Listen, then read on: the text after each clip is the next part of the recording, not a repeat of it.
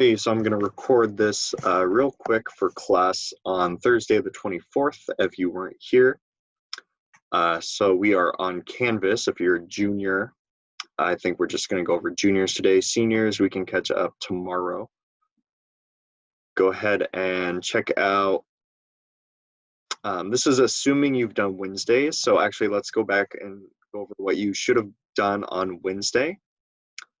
On Wednesday, you should have done this discussion. So if you have not done this discussion post, make sure you do it. You are answering the same question, looking at the Prince Ali music video through an ecological, moral, or critical race theory lens. If you need a refresher on what those are, here's a link to the PowerPoint where we go over those lenses. And you got to scroll down a little bit until you find the right lens. Slide 9, ecological, moral, critical race theory. And we're thinking about how does Aladdin change if we view it through those lenses or just one of those lenses. So you are adding in your response here. The other activity you were supposed to do yesterday is going through a strong versus a weak thesis. So in your digital journal, create a new entry with today's date, and then follow this PDF below to look at thesis statements. So a thesis statement is basically your argument in your paper. It talks exactly about what your paper is about. Here's another video resource about how to write one, but I'll also walk you through this quick PDF about a strong versus a weak one. So a strong thesis should be clear, it should be narrow, meaning very specific, it should answer a question, it should be debatable, so it can't be a fact, right? It should link to a larger issue, whether that's in society or wherever, and it should be interesting. So what we are looking at is a couple examples. Are these strong or weak? And then we compare them to this list, and is it strong? No. Is this strong? Probably not. Is this one's getting better? And eventually we'll get to a strong thesis. And then you're practicing based off of what you just learned about thesis statements. You're going to write a little bit about why each of those is strong or not. And then you're going to write your own thesis statement in response to the prompt. Many older movies, including Aladdin, are problematic, meaning they are not perfect, and their ideas are harmful or outdated. Should families continue to show children these films? So you're going to say yes because of these reasons or no because of these other reasons.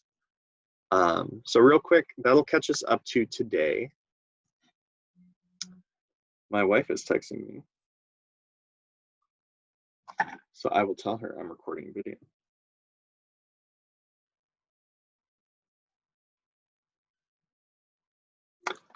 So let's look at today, Thursday. We spent most of class actually just making sure everyone was caught up on those things.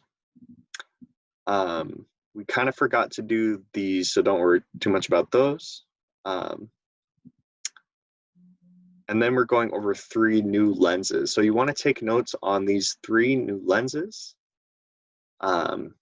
If you want, I think I'm just going to start making my personal notes available. So if you want any of these notes, I can just send them to you. If not, you can take notes based off of this PowerPoint where we look at gender. So here's a little bit about gender, right? Everyone should be really familiar with this. This is something really ingrained in our society. Society says, you know, these colors are boy colors, these colors are girl colors. Society says this is a boy job, this is a girl job, whatever it is. And so when we look at an artifact, we can try to see what insights does gender reveal about this artifact. Some of those insights are that expectations around gender are formed by the social environment. So maybe you're looking at a Catholic painting versus a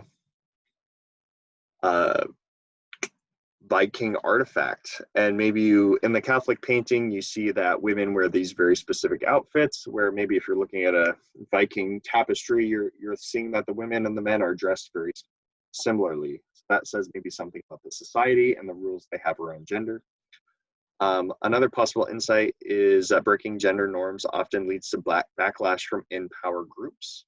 So not too long ago, if you were to come to school, maybe dressed in a way that did not reflect your gender outwardly. So if you're a guy and you came to school in a dress, I bet you in the 90s or the 80s, you would have gotten in trouble. I really hope no one would get you in trouble now. Right? Because in-power groups can be something like school administration.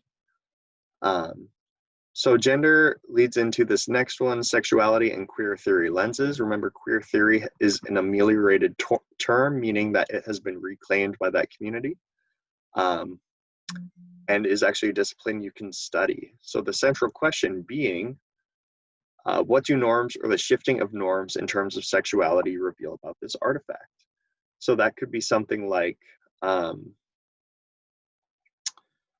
how we understand two lovers, right? So maybe there's an old myth about two men who were really close to each other. They were best friends. They loved each other a lot. And there's kind of this, like, they kiss each other to express their love. And we read that.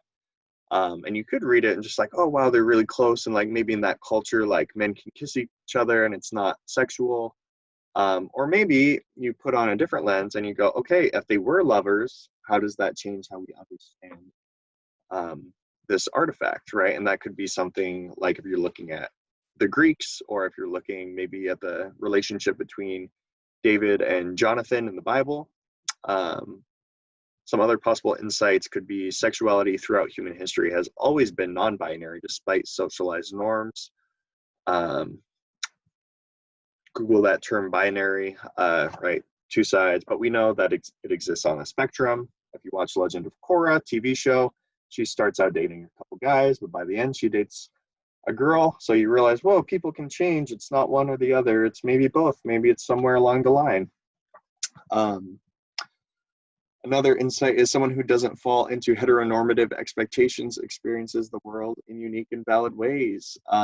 So heteronormative is the assumption that everyone is straight, and it is bad because we need to look and hear about the experiences of a whole, group of people, whether they're straight, asexual, aromantic,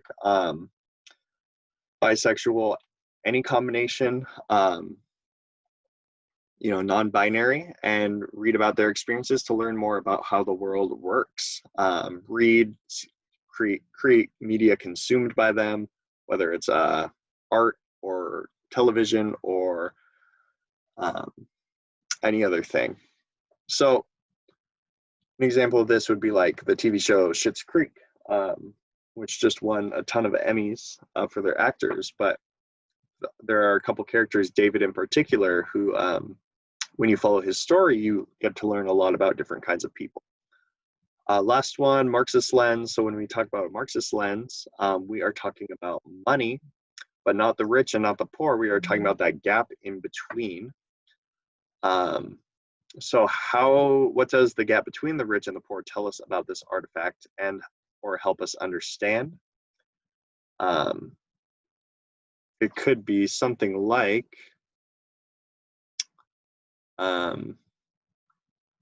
that a character's poverty led them to make a risky choice they might not have made if they were well off.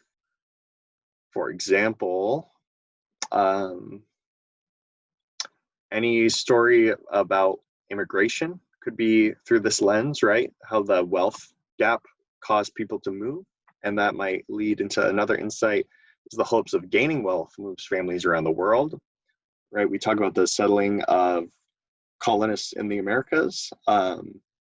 And it was not so much religious oppression as economic opportunity that grew the United States, from the pilgrims to settlers, the colonists, who then exploited the natural landscape to make money.